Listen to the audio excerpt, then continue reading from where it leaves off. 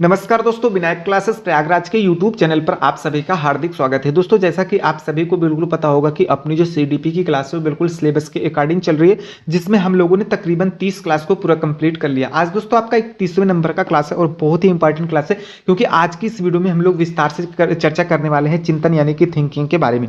तो कहीं ना कहीं आज की वीडियो आपके लिए बहुत ही इंपॉर्टेंट है, इसलिए आपसे सिर्फ एक ही गुजारिश है कि आप सभी लोग बिल्कुल पेपर और पेन के साथ बैठे, जिससे कि आपको जो भी इंपॉर्टेंट पॉइंट्स मिलते जाए उन्हें आप साथ साथ नोट डाउन करते चले, जिससे कि आपको एग्जाम के समय में रिवीजन करने में भी थोड़ी सी सहूलियत मिल सके। तो चलिए दोस्तों, बिना किसी देरी के आज की इस क्लास को हम लोग स्टार्ट करते हैं, जिसमें हम लोग सबसे पहले चिंतन के बारे में देख लेते हैं कि चिंतन क्या होता है। उसके बाद हम इसकी विशेषताओं के बारे में बात करेंगे और जो भी इनके बारे में पॉइंट्स मिलते जाएंगे उनके बारे में हम लोग विस्तार तरीके से देखते चले जाएंगे। बात करें दोस्तों चिंतन के बारे में, तो देख सकते हैं कि किसी भी समस्या का समाधान करने के लिए हमारे मन में जो विचार उत्पन्न होते हैं वही विचार चिंतन कहलाते हैं। इसका जो आरंभ होता है समस्या उत्पन्न से लेकर के समस्या समाधान तक चलता रहता है। अर्थात हम कह सकते हैं कि चिंतन एक मानसिक प्रक्रिया है जो किसी समस्या का समाधान ढूंढने में सहायक होता है। यानी कि दोस्तों चिंतन का अगर हम बात करें तो देख सकते हैं कि हमारे मन में जो कुछ भी विचार उत्पन्न होते हैं उसी को हम चिंतन कहते हैं। अब ये चिंतन आपके समस्या उत्पन्न से लेकर के समस्या की समाप्ति तक बिल्कुल हो सकते हैं। वहीं पर दोस्तों कभी कभी आपसे क्वेश्चन ये पूछ लिया जाता है कि चिंतन एक प्रक्रिया है, यानी कि मानसिक प्रक्रिया है, शारीरिक प्रक्रिया है, सांवेगिक प्रक्रिया है। तो आपको उत्तर में बिल्कुल सही करना है कि चिंतन एक मानसिक प्रक्रिया है जो किसी समस्या का समाधान ढूंढने में सहायक होता है। तो यहाँ तक आपको बिल्कुल ये सारी चीजें बिल्कुल नोट डाउन करके रखनी है, क्योंकि चिंतन से आपका हर बार एक क्वेश्चन पूछ लिया जाता है। ज्यादातर आपका यही क्वेश्चन पूछता है कि चिंतन एक प्रक्रिया है, आपको उत्तर में मानसिक बिल्कुल सही कर देना है। वहीं पर दोस्तों अब अगर हम लोग विस्तार से चर्चा करें इसकी विशेषता के बारे में, तो देख सकते हैं कि चिंतन की जो विशेषता होती है उसमें नंबर 1 पर आपकी आ जाती है कि चिंतन की शुरुआत जो है हमेशा समस्या से होती है। यानी कि अगर आपके पास कोई समस्या नहीं होगी तो आप चिंतन नहीं करेंगे, यानी कि इसकी जो शुरुआत होती है वो समस्या से ही होती है। चिंतन का लक्ष्य हमेशा समस्या का समाधान करना होता है। यानी कि दोस्तों अगर आप मान लीजिए किसी समस्या से ग्रसित हो गए हैं तो कहीं ना कहीं आप उसके बारे में आप सोचना प्रारंभ करेंगे। चिंतन का मतलब यहाँ पर सोचने से होता है, तो कहीं ना कहीं आप सोचना प्रारंभ करेंगे और जब तक उस समस्या का समाधान आप निकाल नहीं लेते हैं तब तक आप कभी कभी बिल्कुल सोचते ही रहते हैं। चिंतन एक मानसिक प्रक्रिया है, जैसा कि मैंने आपको बिल्कुल बता दिया, और उसके साथ आप ये भी याद करके रखिए कि चिंतन एक तार्किक प्रक्रिया है। यानी कि आप तर्क के आधार पर ही चिंतन करते हैं कि ये चीजें ऐसी हुई हैं तो ऐसे हो सकती हैं। बिल्कुल तर्क के आधार पर आप चिंतन करते हैं। तो चिंतन एक मानसिक और तार्किक प्रक्रिया है, इसे आपको नोट डाउन करके रखना है, बिल्कुल याद करके रखना है, क्योंकि चिंतन से ज्यादा करके आपका यहीं से क्वेश्चन बन जाता है।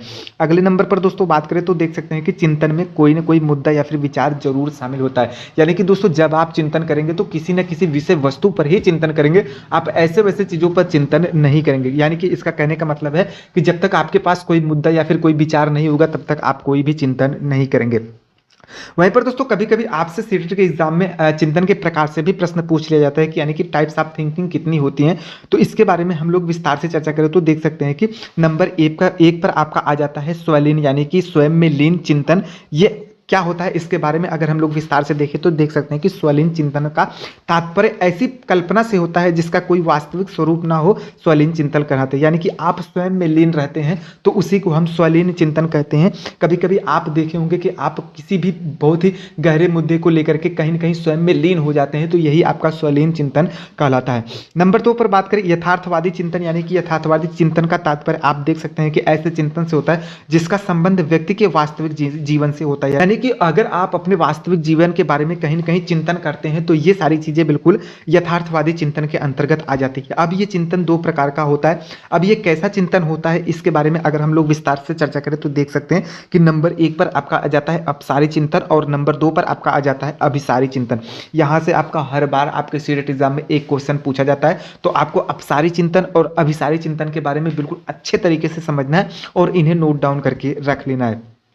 बात करें दोस्तों नंबर 1 पर अपसारी चिंतन को लेकर के, तो देख सकते हैं कि अपसारी चिंतन में एक समस्या एक ही बिंदु पर केंद्रित नहीं होती है। इसमें समस्या को कल्पना तथा शक्ति एवं सृजनात्मकता का प्रयोग करके कई प्रकार से हल किया जाता है। यानी कि इसके द्वारा खोजा गया जो समाधान होता है वो मुक्त अंत वाला होता है। यानी कि आप ये समझिए कि आप अगर अपसारी चिंतन करते हैं तो अपसारी चिंतन जो है वो एक बिंदु पर केंद्रित नहीं होती, यानी कि आप उसके बारे में विस्तृत तरीके से चिंतन करते हैं, तो यही आपका अपसारी चिंतन हो जाता है। जैसे मान लीजिए आपसे कोई क्वेश्चन पूछ ले कि उत्तर प्रदेश की विशेषताओं का वर्णन कीजिए, तो कहीं ना कहीं उत्तर प्रदेश के बारे में आपको पूरा विस्तार तरीके से बताना है। जैसे मान लीजिए मैं आपको पूरे इस यूट्यूब यूट्यूब पर जो क्लास करा रहा हूँ ये पूरे विस्तार तरीके से करा रहा हूँ, तो कहीं ना कहीं ये अब सारी चिंतन हो जाएगा, क्योंकि हम लोग सारी चीज़ें बिल्कुल विस्तार तरीके से पढ़ रहे हैं।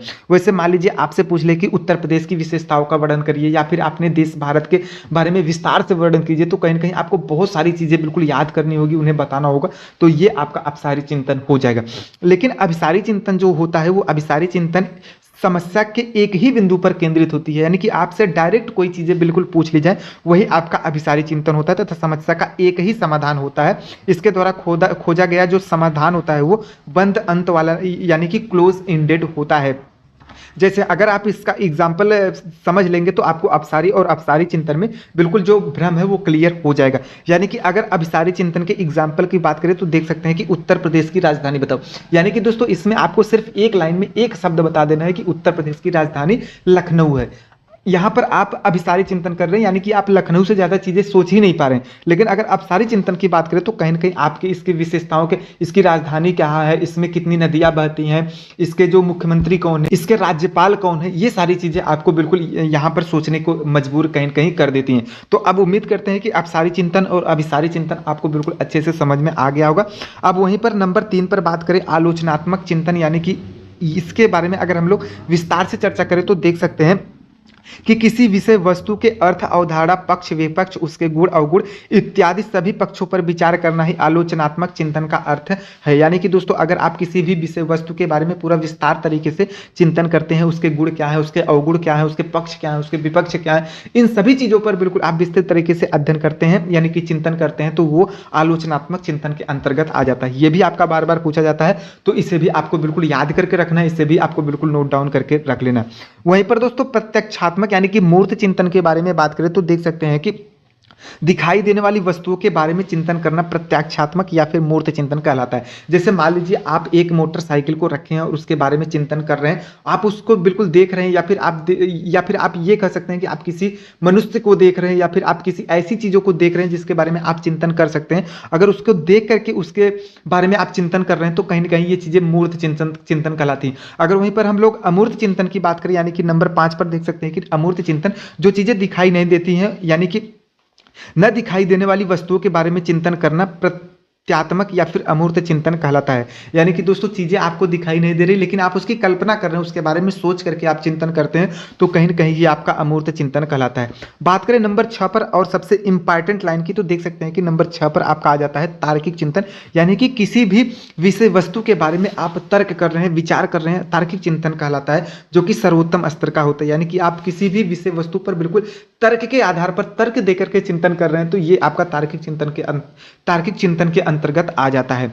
तो अगर आपसे यहाँ पर कुछ ऐसे चिंतन है जो कि आपके नाम से भी बिल्कुल क्लियर हो रहे हैं, वो आपके क्वेश्चन गलत नहीं होंगे, लेकिन जो आपको भ्रम में डालने वाले चिंतन है उन्हें बस आपको याद करके रख लेना है, क्योंकि यहाँ पर यही क्वेश्चन आपके बार बार पूछ रहे जाते हैं। अगले नंबर पर बात करें काल्पनिक चिंतन, यानी कि पूर्व अनुभव के आधार पर जो हम कल्पना करके चिंतन कहते हैं वो सारे काल्पनिक चिंतन कहलाते हैं। यानी कि आप मान लीजिए पूर्व में कोई अनुभव रखे हैं और उसके आधार पर कल्पना करके आप चिंतन करते हैं कि ये चीजें ऐसी होंगी, वो चीजें वैसी होंगी। अगर आप कल्पना के आधार पर चिंतन करते हैं तो वो कहीं ना कहीं काल्पनिक चिंतन के अंतर्गत आ जाती हैं। तो दोस्तों देख सकते हैं कि आज की जो वीडियो थी आपके लिए कितनी इंपॉर्टेंट थी, क्योंकि मैंने आपको विस्तार तरीके से सारी चीजें बिल्कुल बता भी दी है। तो चिंतन के बारे में अब उम्मीद करते हैं कि आपके कोई भी क्वेश्चन आपके सीटेट एग्जाम में बिल्कुल भी गलत नहीं होंगे। उम्मीद करते हैं कि आज की वीडियो आपको बहुत ही अच्छी लगी होगी। कल की वीडियो आपकी सृजनात्मकता के ऊपर होने वाली है, तो कहीं ना कहीं कल की जो वीडियो है वो भी आपकी बहुत ही इंपॉर्टेंट होने वाली है। तो आपसे गुजारिश है कि आप सभी लोग बिल्कुल चैनल को सब्सक्राइब करके रखें, क्योंकि जो कल की वीडियो है सृजनात्मकता के ऊपर होने वाली है। और आप देख सकते हैं कि हमने सृजनात्मकता के बारे में बहुत ही अच्छे तरीके से सारी चीजें बिल्कुल लिख रखी है। तो कल की क्लास आपके लिए बहुत ही इंपॉर्टेंट होने वाली है। उम्मीद करते हैं कि आज की जो वीडियो है वो आपको बहुत ही अच्छी लगी होगी। वीडियो यदि अच्छी लगी हो तो वीडियो को एक लाइक जरूर कर दे, वीडियो को ज्यादा से ज्यादा अपने उन दोस्तों के पास शेयर भी कर दे जो आपके साथ सीटेट एग्जाम की तैयारी कर रहे हैं। और अगर आप चैनल पर नए हैं तो चैनल को सब्सक्राइब भी कर ले, क्योंकि यहाँ पर ऐसी ही वीडियो आपको हर रोज देखने को मिलती रहेगी। दोस्तों पूरा वीडियो देखने के लिए आप सभी का बहुत बहुत धन्यवाद। मिलते हैं किसी नए वीडियो में किसी नए जानकारी के साथ, तब तक के लिए नमस्कार।